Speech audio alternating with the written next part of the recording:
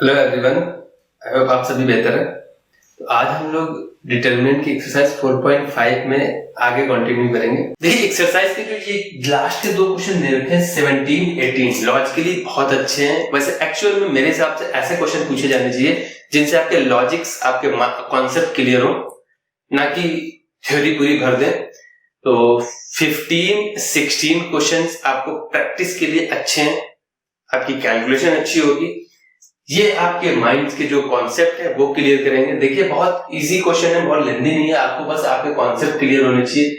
ये तो मैंने प्रूफ भी करा रखा है, एडजॉइंट और इनवर्स वाली एक्सरसाइज में जाइए तो ये मैंने प्रूफ करा रखा है कि एडजॉइंट ए का डिटरमिनेंट क्या होता है। एक चीज देखिए, इन्होंने लिखा है कि ए जो है नॉन सिंगुलर स्क्वायर मैट्रिक्स है। नॉन सिंगुलर का मतलब होता है डिटरमिनेंट जीरो नहीं होगा। अगर जिसका डिटरमिनेंट जीरो नहीं है वही तो इन्वर्टिबल मैट्रिक्स होती है। तो अगर ऐसे लिख दिया जाए if A is an invertible matrix, इसका मतलब है वो नॉन सिंगुलर मैट्रिक्स है, यानी डिटरमिनेंट जीरो नहीं है। नॉन इन्वर्टिबल है क्योंकि इनवर्स का फॉर्मूला क्या होता है, एडजॉइंट ए अपॉन में डिटरमिनेंट ए, और डिटरमिनेंट ए जीरो नहीं होना चाहिए तभी इनवर्स निकल सकता है भैया। और अगर जीरो हो गया तो इन्वर्स नहीं, वो सिंगुलर मैट्रिक्स हो जाती है। तो ये जो लिखा है नॉन सिंगुलर मैट्रिक्स या इन्वर्टिबल मैट्रिक्स, दोनों का मतलब एक ही है। दोनों non singular matrix. Invertible matrix वही होती है जिसका हम इन्वर्स निकाल सकते हैं, जो नॉन सिंगुलर होती है।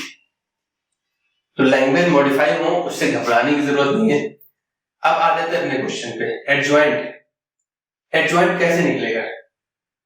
एडजॉइंट का फॉर्मूला क्या होता है बता रखा है हमने, a इंटू एडजॉइंट a की वैल्यू आती थी determinant a into I. Prove भी कराया मैंने, आप प्रीवियस लेक्चर में देखिए जाके, मैंने कहा था कि एडजॉइंट a का जो डिटरमिनेंट है वो सिंपली डिटरमिनेंट a की पावर n-1 होता है।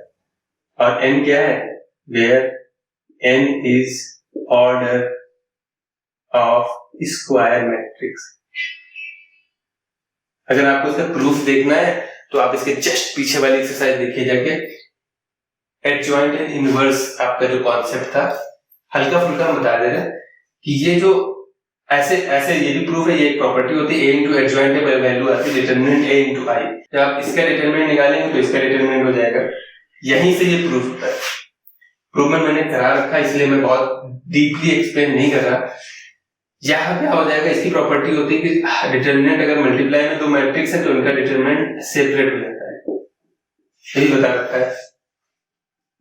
ये 3x3 के केस में ये एक्चुअल में है क्या, determinant a 0 0 0 determinant a 0 0 0 determinant a। देखिए आई में 1 1 होते हैं ना, 1 में अब इससे मल्टीप्लाई करा देंगे तो जब आप इसका डिटरमिनेंट निकालेंगे तो डिटरमिनेंट यहाँ आएगा 0 0 0 डिटरमिनेंट a 0 0 0 डिटरमिनेंट a, यही तो आएगा।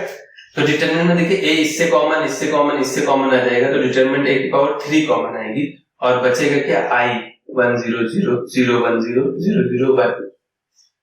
अब इसका जब डिटरमिनेंट निकालें तो इसका 1 हो जाएगा, सिंपली क्या बच रहा है, a क्यूब। तो ये किसके इक्वल आ रहा है, determinant a cube. a cancel हो जाता है, एडजॉइंट a कितना आ जाएगा, a स्क्वायर। जब ऑर्डर 3 था तो ये वैल्यू आएगी a स्क्वायर की। तो आपको फॉर्मूला याद रखना है, किसी भी ऑर्डर की मैट्रिक्स को, मान लिया हम दे देते एक मैट्रिक्स है जिसका ऑर्डर 3x3 ना होकर 4x4 था, तो उस केस में एडजॉइंट कितना आ जाता है, एडजॉइंट a का डिटरमिनेंट आता है सिंपली डिटरमिनेंट a की पावर जितना ऑर्डर 3 आ जाएगा। ऑर्डर 6 होता एक ऐसी क्वेश्चन में अगर हम लिख देते ऑर्डर 6x6 है तो एक कम एडजॉइंट a की वैल्यू कितनी आ जाती, डिटरमिनेंट a की power 5 if order is 6x6। तो जिस ऑर्डर की मैट्रिक्स दे रखी थी ना, तो अगर एडजॉइंट के डिटरमिनेंट निकालना है तो उससे एक कम कर देते हैं तो ये आंसर हो जाएगा। a स्क्वायर होता तो सिंपली डिटरमिनेंट a के इक्वल हो जाता। अब यहां पे देखिए क्या कह रहा है, if a is an invertible matrix of order 2 then inverse का डिटरमिनेंट निकालना है।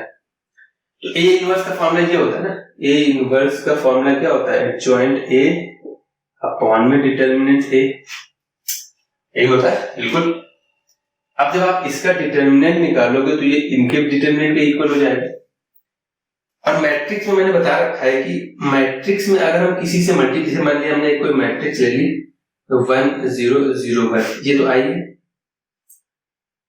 तो अगर आप 5i का सिंपली आई का डिटर्मिनेंट क्या आता है, 1 आता है। तो आप 5i का डिटर्मिनेंट ऐसे मत लिख देना कि 5 इंटू डिटर्मिनेंट आई तो सिंपली 5 आ गया, वो गलत हो जाएगा। क्यों होता है ये भी मैंने एक्सप्लेन कर रखा है कि एक मैट्रिक्स ये दे रखी है तो आपको उसकी 5 टाइम्स निकालना है। 5i का डिटर्मिनेंट कैसे आएगा, तो वो पहले आप करोगे क्या कि 5i निकालो। 5i क्या हो जाएगा, 5 0 0 5। अब इसका जब आप डिटर्मिनेंट निकालोगे तो वो हो जाएगा सिंपली 5 का स्क्वायर। हो कैसे रहा है, आप देखिए जब आप इसमें 5 से मल्टीप्लाई कराओगे 5i तो ये हो जाएगा 5 0 0 5। अब सोचो, अब अगर हमें इसका डिटर्मिनेंट निकालना है तो डिटर्मिनेंट में ये हो जाता है 5 0 0 5। डिटर्मिनेंट से जब हम कॉमन लेते हैं तो किसी एक रो या कॉलम से कॉमन आता है, तो इस रो से 5 आएगा, एक 5 आ गया, इस रो से भी एक 5 आएगा, बचेगा क्या, डिटर्मिनेंट i।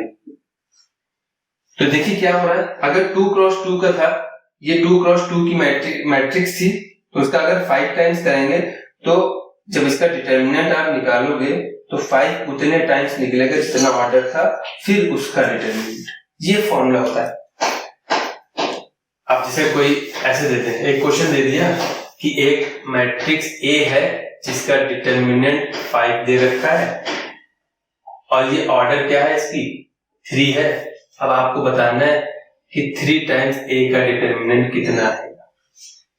तो आप सोचिए कि ये एक मैट्रिक्स थी जिसमें 3 रो थी, ऐसे होगी ना ये।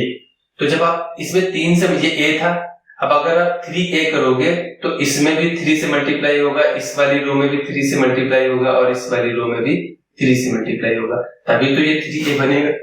अब जब आप इसका डिटर्मिनेंट निकालोगे तो डिटर्मिनेंट में सिंपली ये लाइन ऐसे बन जाती है। तो डिटर्मिनेंट में क्या होगा कि एक 3 बाहर निकलेगा, एक 3 बाहर और निकलेगा, इससे भी 3 बाहर निकलेगा, क्योंकि ऑर्डर 3 था तो 3 रो मिलेगी और फिर डिटर्मिनेंट a आएगा।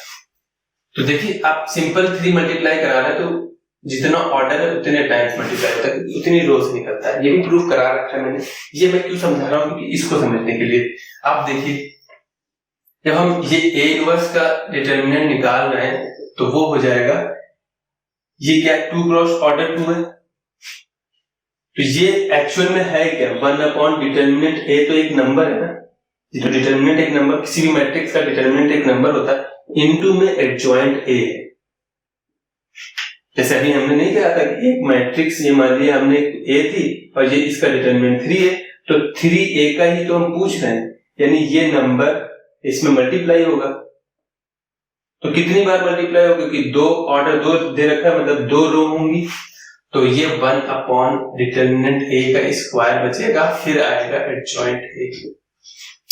ये चीज समझ में आई कि जब भी हम किसी कांस्टेंट, ये तो फॉर्मूला की तरह भी चीजें रटाई जाती है, लेकिन आप मेरा बेसिक देखिए, मैंने हर चीज प्रूफ कराई है, समझाई हुई है कि जब भी कोई A मैट्रिक्स दे रखी है ऑर्डर 3 की या 5 की या जो भी n दे दिया, मान लीजिए n ऑर्डर है, ठीक है, n ऑर्डर की स्क्वायर मैट्रिक्स है।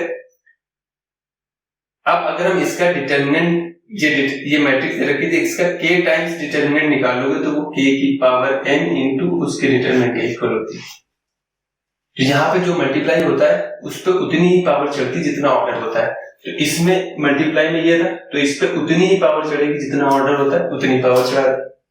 और इसका डिटरमिनेंट हमने बता रखा है, सिंपल जितना ऑर्डर होता है उससे कम लिख देते हैं। तो ये 1 अपॉन में डिटरमिनेंट A का स्क्वायर, और इसका कितना हो जाएगा, डिटरमिनेंट A पावर 2 थी, एक कम कर देंगे तो वैल्यू कितनी आ रही है, डिटरमिनेंट A का स्क्वायर इंटू डिटरमिनेंट A, एक कैंसिल हो जाएगा, तो यानी A इनवर्स का determinant simply 1 upon determinant A आता है।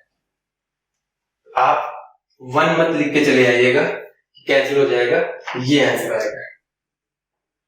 आई होप इतना क्लियर है। तब तक के लिए सेफ रहिए, शेयर और आपका सपोर्ट बहुत जरूरी है, तो प्लीज वीडियो को शेयर जरूर करिए। नेक्स्ट वीडियो में मिलते हैं। Thank you.